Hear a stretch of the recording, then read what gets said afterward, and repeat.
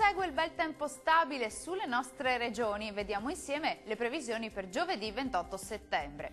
Sul Veneto tempo asciutto e con ampio soleggiamento, una maggiore nuvolosità è attesa sui settori alpini, sulle alte pianure e sulle aree occidentali, ma senza altre conseguenze. Diamo uno sguardo alle temperature, le massime saranno comprese tra i 20 e i 23 gradi, valori minimi tra 11 e 15 gradi circa. Spostiamoci ora a vedere la situazione del Friuli Venezia Giulia. Anche qui avremo bel tempo prevalente con ampio soleggiamento ovunque, possibili soltanto un po' più di nubi irregolari sui settori alpini e sulle alte pianure, ma saranno del tutto innocue. Temperature massime tra 22 e 23 gradi, minime tra 12 e 13 gradi circa.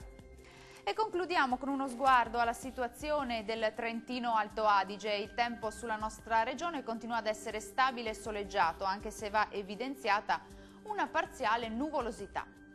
Temperature massime previste tra 24 e 27 gradi, valori minimi attesi tra 12 e 15 gradi circa. Il mare sarà generalmente poco mosso, i venti moderati nord-orientali. Per ora dal meteo è tutto, arrivederci.